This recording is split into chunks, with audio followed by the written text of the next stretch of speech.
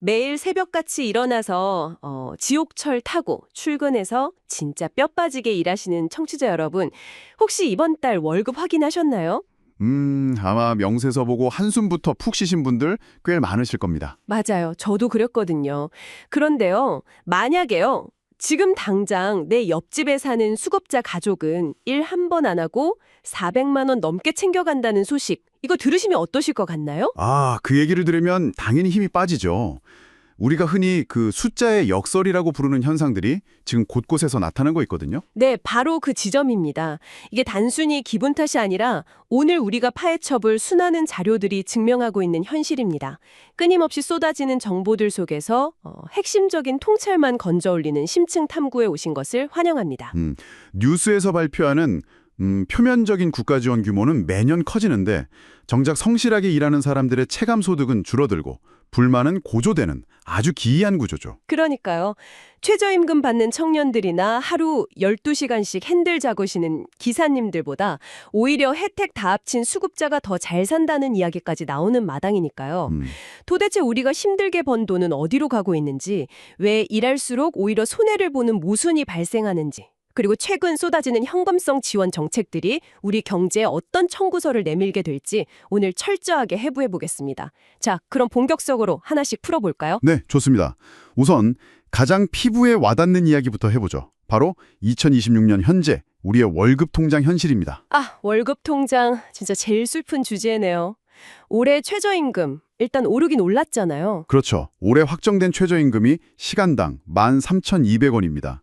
이걸 주 40시간 근무 기준으로 환산하면 세전으로 약 215만 원 정도가 됩니다. 세전 215만 원.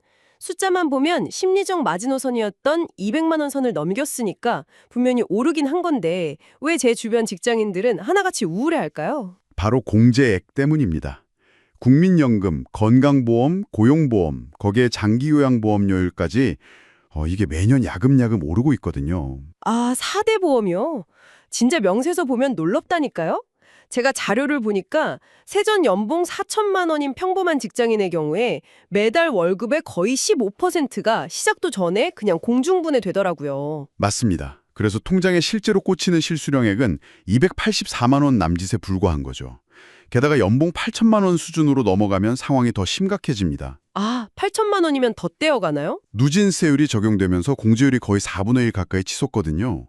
급여 명세서상으로는 중산층 이상으로 도약한 것 같은데 실제 쓸 수 있는 돈은 그만큼 안 늘어나는 구조에 갇혀버리는 겁니다. 와, 4분의 1이요? 이건 무슨 속도가 점점 빨라지는 러닝머신 위를 뛰는 것 같아요. 급여 올리려고 진짜 미친 듯이 노력해서 앞으로 나아가는데 세금이랑 보험료라는 경사도가 훨씬 더 가파르게 올라가 버리니까 체감하는 내 위치는 그냥 제자리 걸음인 거잖아요. 아주 정확한 비유입니다. 근데 이게 단순히 세금을 많이 거두려는 정부의 욕심 때문만은 아니에요. 그 이면에는 인구 고령화라는 아주 무거운 구조적 원인이 작동하고 있습니다. 고령화요? 노인 인구가 늘어나니까 복지 비용이 폭발하는 거군요. 네, 복지 지출, 의료비 지출, 연금 지급액이 정말 기하급수적으로 폭발하고 있거든요. 이 막대한 비용을 감당하려면 결국 경제활동을 하는 인구에게서 더 많은 돈을 거둬들일 수밖에 없는 상황인 거죠. 그렇게 15%, 25%씩 떼어가면 납세자들 입장에서는 당연히 불만이 생기죠. 성실한 납세자를 바보로 만드는 거 아니냐, 내 돈으로 굴러가는 이 시스템이 과연 제대로 돌아가고 있느냐, 이렇게 물을 수밖에 없거든요. 그렇죠. 그래서 오늘 우리가 다룰 가장 충격적인 데이터가 여기서 등장하는 겁니다. 그 오프닝에서 말씀드렸던 일할수록 오히려 손해를 본다는 그 상황이요? 네, 맞습니다. 국회 입법조사처의 자료에 명확히 나타난 통계인데요. 이른바 소득 역전 현상입니다. 소득 역전이요? 수치가 진짜 기가 막히던데요. 네, 한번 들어보시죠. 기초생활수급자의 경우 시장에서 본인이 직접 일해서 번 돈이 월 평균 약 36만 원입니다. 여기에 정부 지원금이 50만 원 넘게 더해져서 실제 쓸 수 있는 돈, 즉 가처분 소득은 87만 원 정도가 되죠. 네, 어려운 분들을 돕는 거니까 여기까지는 이해가 됩니다. 문제는 그 바로 위 계층이잖아요. 맞습니다. 차상위 계층, 즉 비수급 빈곤층 분들은 어떻게든 살아보겠다고 땀 흘려서 평균 38만 원을 법니다. 수급자보다 딱 2만 원을 더 번 거죠. 2만 원을 더 벌였네요. 그럼 혜택도 비슷하게 받나요? 아닙니다. 이들에게 주어지는 정부 지원은 13만 원으로 뚝 떨어집니다. 결과적으로 총소득은 51만 원에 불과해져요. 와, 잠깐만요. 그러니까 내가 밤잠 줄여가며 내 힘으로 2만 원을 더 벌었더니 정부 지원금이 깎여서 오히려 총소득이 36만 원이나 줄어들었다는 거잖아요. 결과적으로 훨씬 더 가난해진다는 게 이게 도대체 말이 되는 시스템입니까? 정말 답답한 상황이죠. 여기서 우리가 주목해야 할 지점은 이게 누군가의 악의적인 의도가 아니라 시스템의 칸막이가 만들어낸 행정 참사라는 겁니다. 칸막이 행정이요? 네. 현재 보건복지부를 비롯해서 무려 16개의 정부 부처가 291개에 달하는 복지 사업을 운영하고 있습니다. 291개요? 와, 너무 많은데요? 엄청나죠. 그런데 이 부처들이 서로 유기적으로 정보를 교환하고 통합해서 지원하는 게 아니라 각자 자기 부처의 예산과 기준만 가지고 개별적으로 움직이는 거예요. 아, 그러니까 16개 부처가 완전히 분절된 상태로 우리 부처 예산은 이 선을 통과한 사람한테만 딱 주겠다. 이렇게 각자 벽을 치고 있다는 거군요. 정확합니다.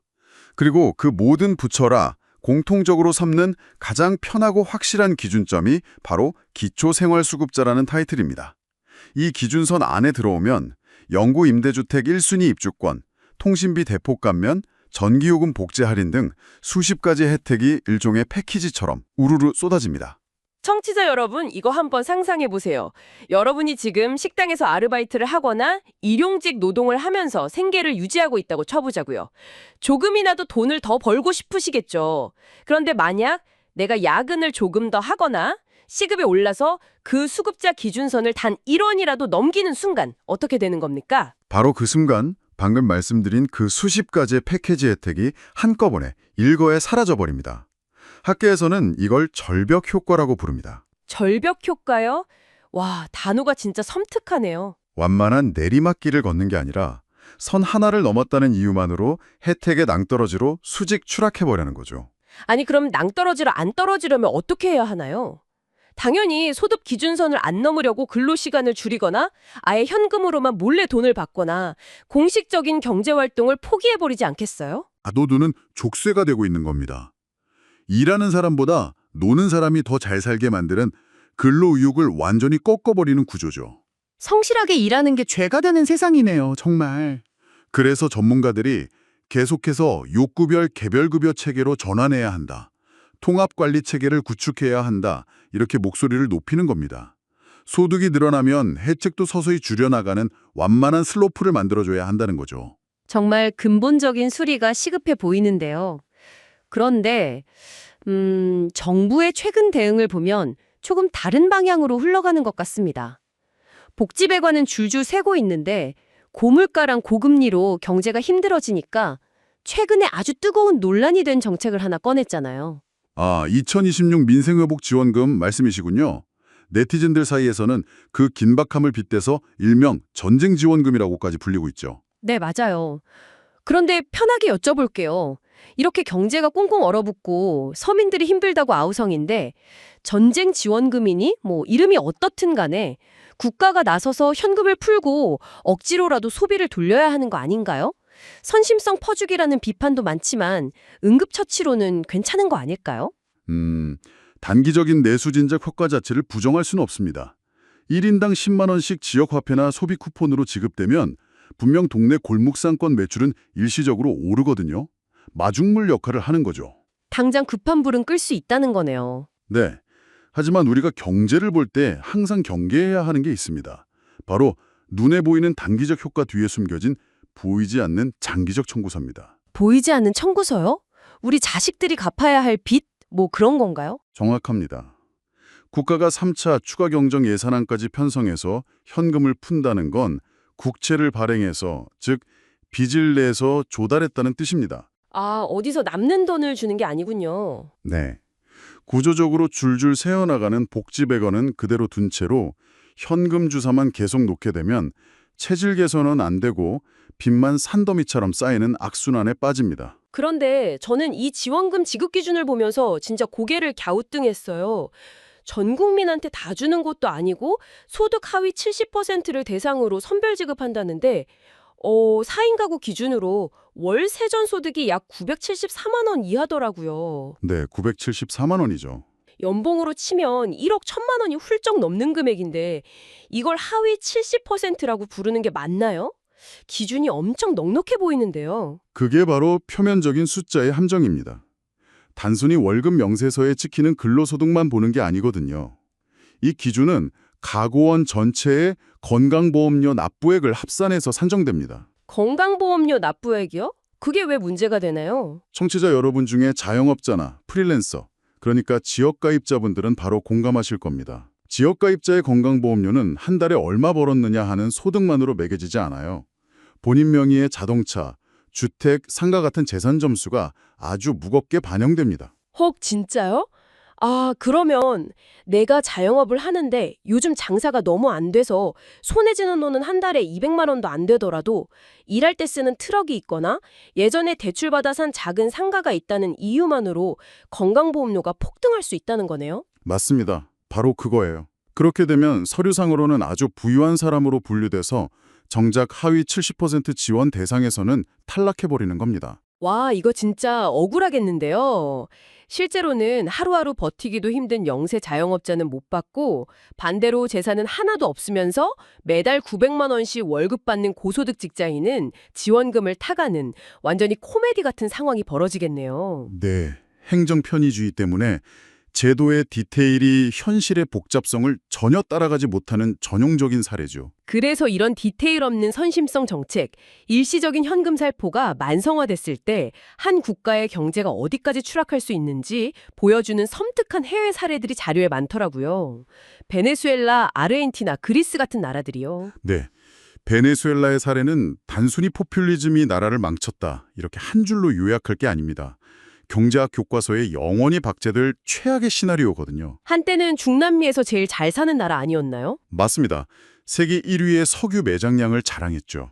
그 막대한 오일머니로 무상의료, 무상교육, 저가주택 공급 같은 엄청난 무상복지 정책을 쏟아냈습니다. 기름값이 비쌀 때는 그 파티가 영원할 줄 알았겠죠. 문제는 국제 유가가 폭락하면서 시작됐습니다. 수입이 반토막이 났으면 당연히 허리띠를 졸라매고 복지를 줄이거나 세금을 올려야 하잖아요. 상식적으로는 그렇지만 뺏기는 국민들 반발이 엄청났겠네요. 바로 그겁니다.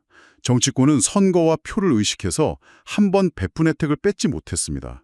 이걸 복지 지출의 비가역성이라고 합니다. 치약 튜브에서 이미 짜낸 치약을 다시 주워 담을 수 없는 것과 같죠. 빚내서 퍼주는 행정의 끝판왕이네요. 그럼 돈이 부족한데 지출은 계속해야 하니까 결국 화폐를 마구 찍어냈겠군요. 그렇습니다.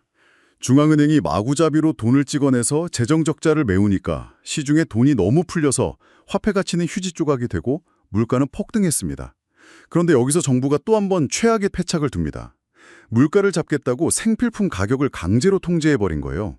아, 가격을 억지로 누르면 기업이나 공장 입장에서는 원가도 안 나오는데 물건을 만들 이유가 없잖아요. 당연히 생산이 전면 중단되죠. 물건이 없으니 블랙마켓이 형성되고 결과적으로 물가 상승률이 무려 130만 %에 달하는 초인플레이션이 발생했습니다. 와, 130만 %요? 이건 10,000원짜리 빵이 13억 원이 됐다는 소리잖아요.